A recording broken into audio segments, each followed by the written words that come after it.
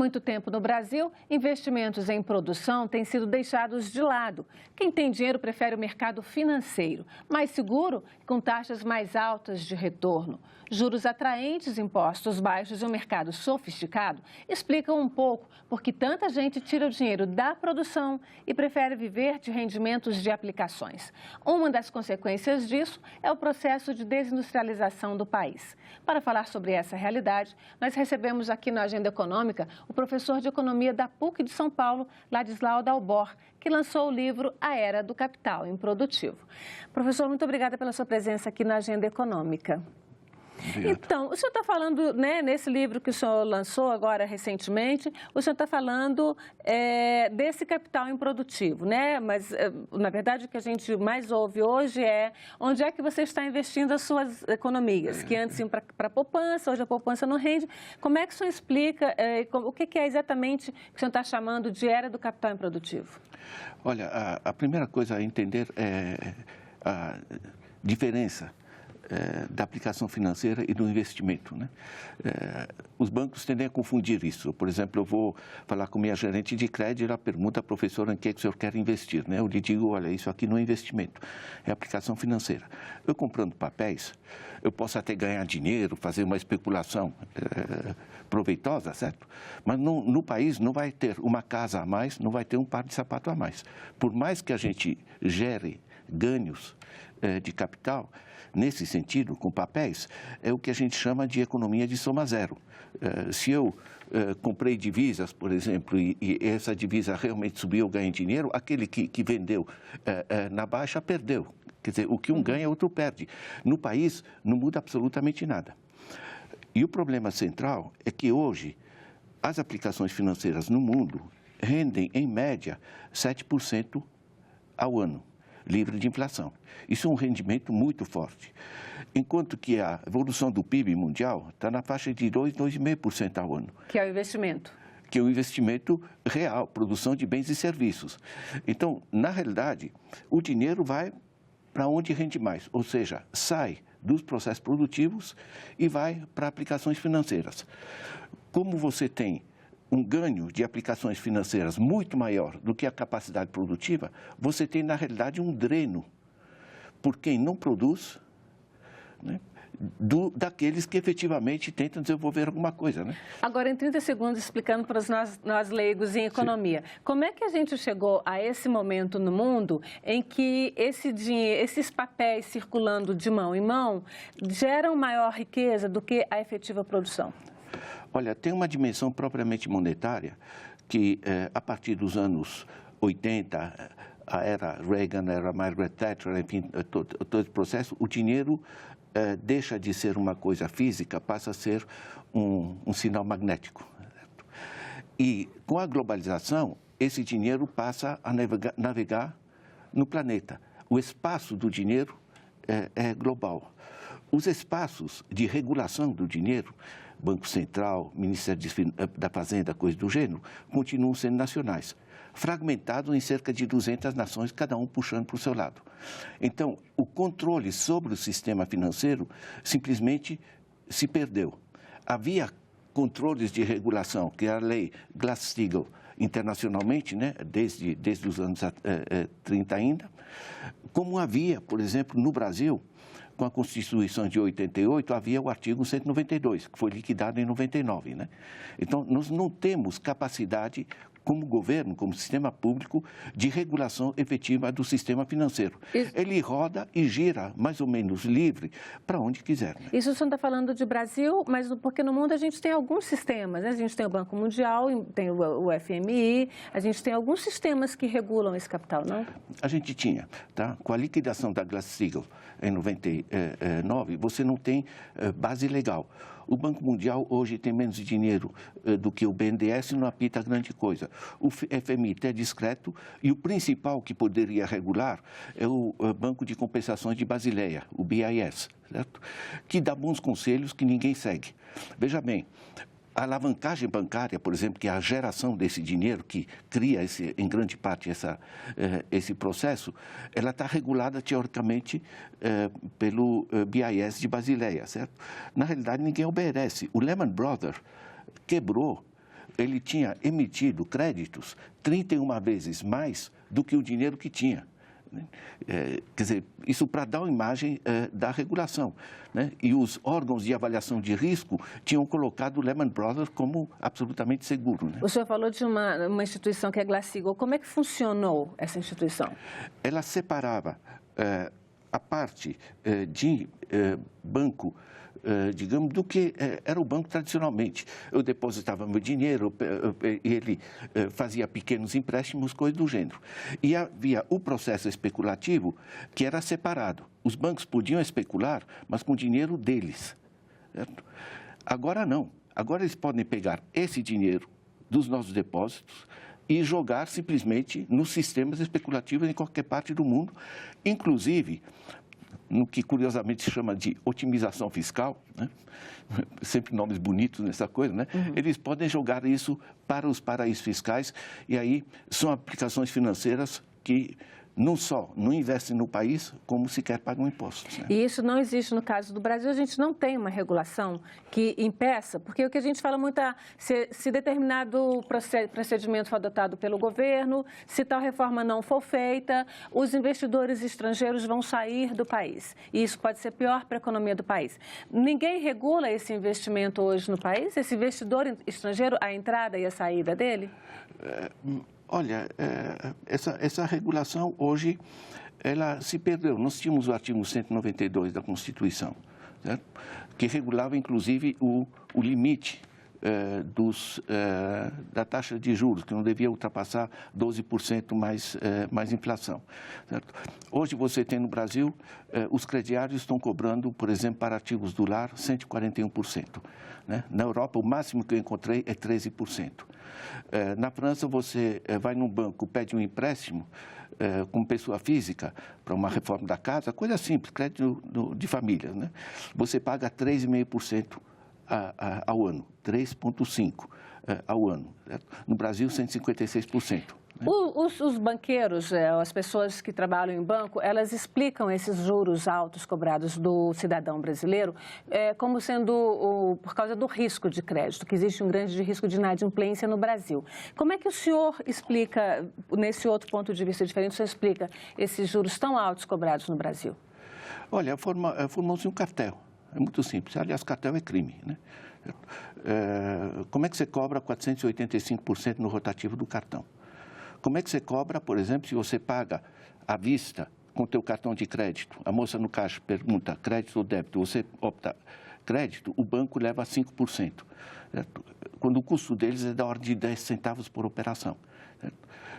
Ou seja, há um descontrole que vem do fato que a base legal, que era o capítulo 4 da Constituição, artigo 192, do Sistema Financeiro Nacional, você pode acessar, está lá tudo revogado.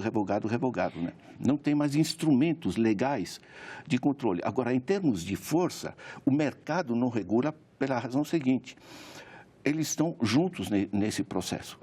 E quando, em 2012 para 2013, a Dilma tentou baixar os juros, tanto a taxa Selic, que baixou para 7,25%, como baixar os juros, onde ela tinha influência, que era sobre o Banco do Brasil e Caixa Econômica Federal, gerou a guerra. Né? Certo?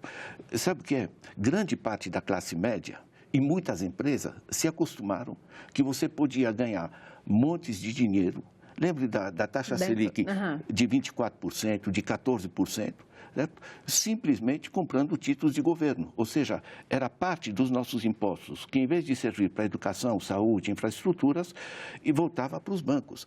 Em 2015, foram 500 bilhões de reais, 8,5% do PIB, drenado da capacidade de investimento do Estado, transformado em juros pagos aos bancos. Né? Então, se a gente pensar por esse lado, está todo mundo ganhando. A classe média está ganhando, os banqueiros estão ganhando. Quem é que está perdendo com isso aí? O conjunto da população. Porque, veja bem, eu sou professor, tenho minha renda, eu pago uma geladeira R$ 1.200. Certo? A pessoa que é os 3/4 da população mais pobres, eles vão comprar essa geladeira a prazo, não vão pagar 1.200, vão pagar 2.700. Essa é a ordem de grandeza. Com isso, que são os juros das prestações. Exatamente. O que se diz para ele: a prestação cabe no teu bolso. Certo? Só que cabe durante longo tempo e você gerou hoje 61 milhões de adultos. No Brasil, são mais ou menos 40% dos adultos endividados a ponto que não estão conseguindo cobrir as compras anteriores, que dirá fazer compras novas. E quando você travou a capacidade de consumo das famílias, você travou o principal motor da economia. Porque se as famílias não compram, as empresas não têm para quem vender. Então, você trava as empresas. E quando você travou as empresas e as famílias, você reduz os impostos que se pagam sobre o consumo, você reduz os impostos que se pagam sobre a produção. Você reduziu a receita do Estado, certo? E ainda por cima, você está tirando, através da dívida pública, cerca de 7, 8% do PIB, que também são transformados em juros. Esse sistema, no seu conjunto, simplesmente trava a economia ao desviar os recursos do ciclo produtivo, produção, consumo, impostos, investimentos do Estado, ficam travados pela extração do sistema financeiro. Em que momento começa, porque esse é um círculo, como você está falando, em que momento começa e como é que a gente abre e sai desse círculo, ou não é possível sair? E mais uma, emendando, como é que os governos não conseguem, né? O senhor falou aí da revogação do artigo 192 da Constituição em 99, como é que os diversos governos de lá para cá não conseguiram até hoje controlar esse sistema? Veja bem, nos Estados Unidos tentaram controlar e nada, né? Tiveram que dar 4 trilhões de dólares para os grandes bancos, né? Na Europa também, chama quantitative easing, né? Estão transferindo recursos que são dos governos para ajudar os bancos. Então, aqui, isso começou basicamente em 95, os bancos perderam imensa fonte de recursos, que era a inflação. Eles realimentavam a inflação, né? Em 95, você cria a taxa Selic elevada e você cria a isenção de impostos de lucros e dividendos. Certo? É um imenso presente para o sistema financeiro. Você acrescente em 97... Isso para compensar a perda de inflação, então? Exatamente. Com o Plano Real que estabilizou? Exatamente. Veja bem... Então, o banco não perdeu. Ele perdeu a taxa de inflação, o rendimento da inflação e ele ganhou... Ele passou a ganhar sobre os juros.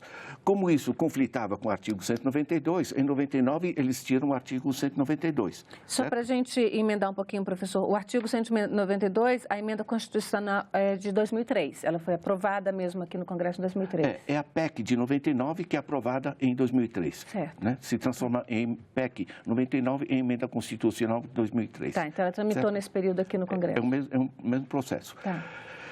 Lula assume com a carta aos brasileiros. Diz que vai respeitar os contratos. Ele vai respeitar o sistema. Certo? O que o Lula montou é um sistema que funciona, que o Banco Mundial analisou recentemente, ele chamou a década dourada, 2003 a 2013. Quando você gera mais recursos na base da sociedade, você gera mais consumo, certo? O que gera mais atividade empresarial, o que reduziu o desemprego para 4,3% e que gera, nos dois lados, impostos que cobrem o que o Estado coloca. Certo? Só que isso tem um problema no caso brasileiro, porque muito rapidamente o sistema financeiro aprendeu a chupar essa capacidade de compra da população através dos diversos sistemas de juros. As pessoas não se dão conta, mas o juro internacionalmente, para pessoas físicas, para empresas, é na faixa de 2%, 3%, 4%, 5% ao ano. Aqui nós estamos falando de coisas completamente diferentes, né? Sem falar do cheque especial a 320, né? e do rotativo do cartão a 485. Como no Brasil nunca ninguém teve na escola uma aula sobre como funciona a moeda, isso passa. Como ainda por cima apresentam os juros não ao ano, mas ao mês, o que esconde o processo cumulativo do juro, as pessoas assinam e se enforcam. Né? O que gera justamente essa situação que de 2012 para 2013 as famílias são enforcadas, as empresas estão com dificuldades financeiras, né? E o Estado não está conseguindo investir porque está desviando imensos recursos para os juros sobre a dívida pública.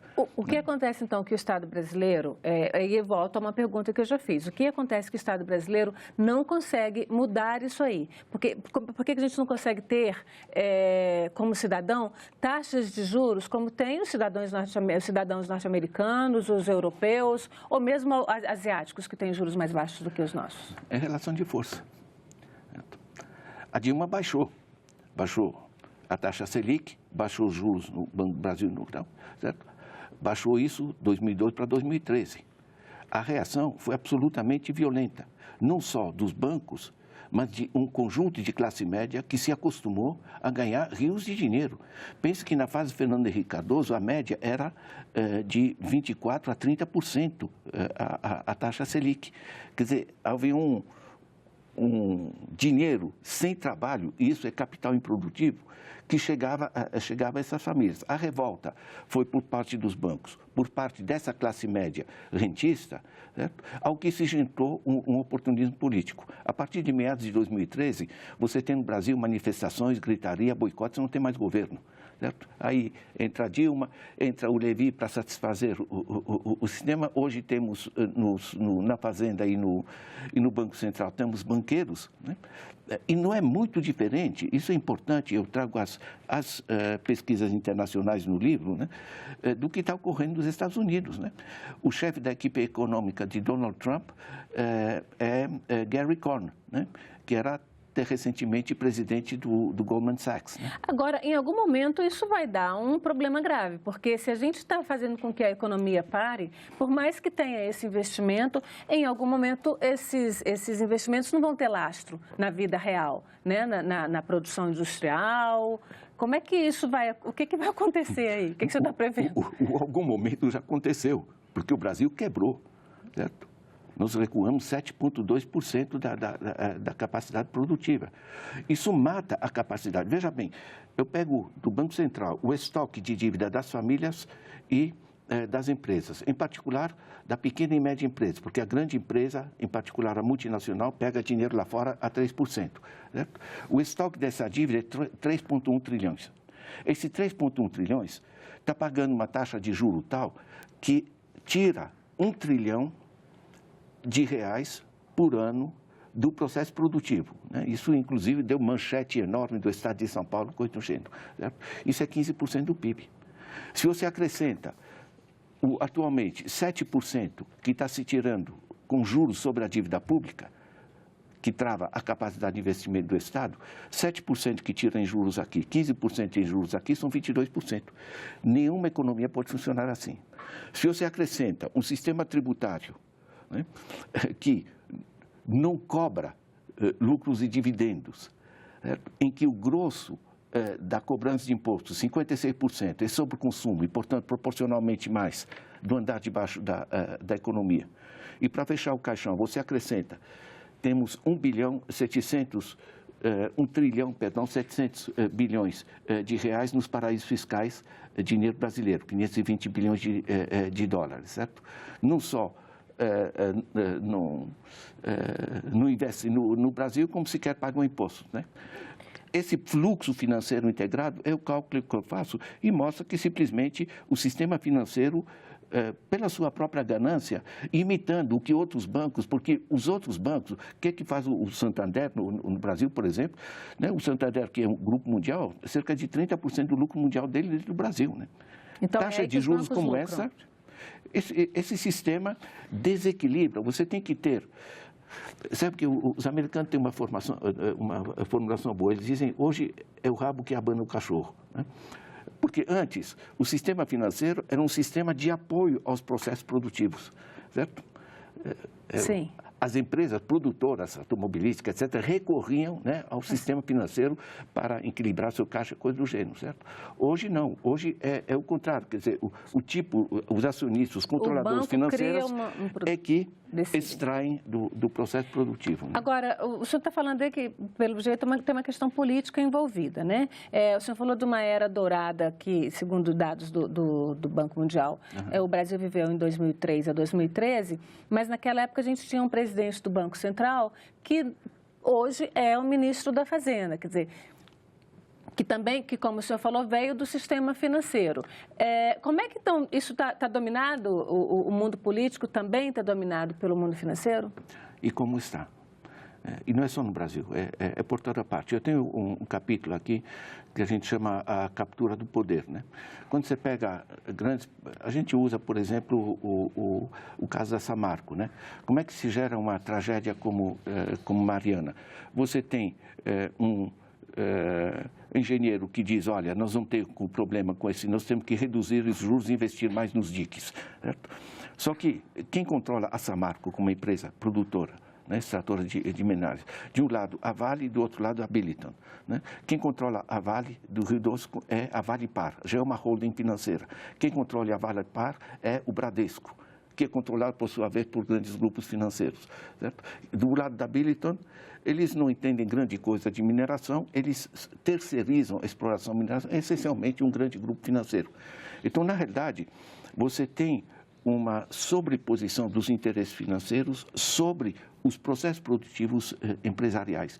Isso se viu numa pesquisa internacional feita pelos suíços, né, que é extremamente interessante, onde você tem 147 grupos no mundo, controlam 147 grupos só, né, gente que conhece entre si, né, controlam 40% do mundo corporativo no planeta, certo?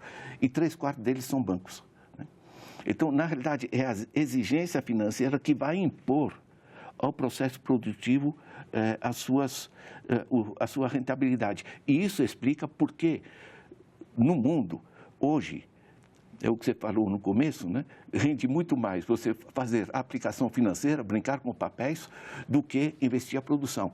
Agora, por mais que papéis você produza, você vai esgotando a capacidade produtiva, esse sistema em si, ele trava. Ele trava no Brasil, ele está travando nos Estados Unidos, ele está travando a economia no mundo. Né? Professor, em 1992, o sociólogo, né, norte-americano Francis Fukuyama escreveu um livro que ficou muito famoso, que se chama O Fim da História, né? Que é a questão da queda do Muro de Berlim, o fim da Guerra Fria Estados Unidos, ou então União Soviética, e ele falou que ali tinha acabado a história como uma procura de um novo sistema de governo, porque o capitalismo tinha vencido e era o sistema do mundo como um todo. Tem a ver com essa questão, o capitalismo dominou, quer dizer, o capitalismo financeiro dominou, a gente não tem alternativa, porque o senhor não está mostrando uma alternativa para a gente. Olha, o Wolfgang Streeck, que é um alemão brilhante, faz análise recente desse capitalismo, ele diz, olha, com alguns grandes grupos mundiais controlando sistemas, eles não precisam mais realmente do mercado, não precisam mais do governo para regular os processos. Ele diz, não é o fim do capitalismo, mas é o fim do capitalismo democrático. O desajuste fundamental é o seguinte, os sistemas de controle financeiro que temos são nacionais, fragmentados em cerca de 200 países. O sistema financeiro gira em termos globais. Quando um país tenta reduzir a taxa de juros ou orientar os fluxos financeiros para investimentos produtivos, ou você derruba o governo ou você foge para outro país. Além disso, você tem cerca de 60 paraísos fiscais que são simplesmente descontrolados. Se você pega os documentos que saem agora, né, sobre os Paradise Papers, certo? Olha, o Brasil o fundo está o mundo todo nesse processo. Nas últimas 3 reuniões do G20, você tem recomendações de medidas para começar a gerar uma regulação internacional. Agora, voltando a Fukuyama, a história avança. É tipo da coisa que ele deve estar mordendo os dedos de ter escrito isso. Da mesma maneira como a Margaret Thatcher disse, não há alternativa. Né?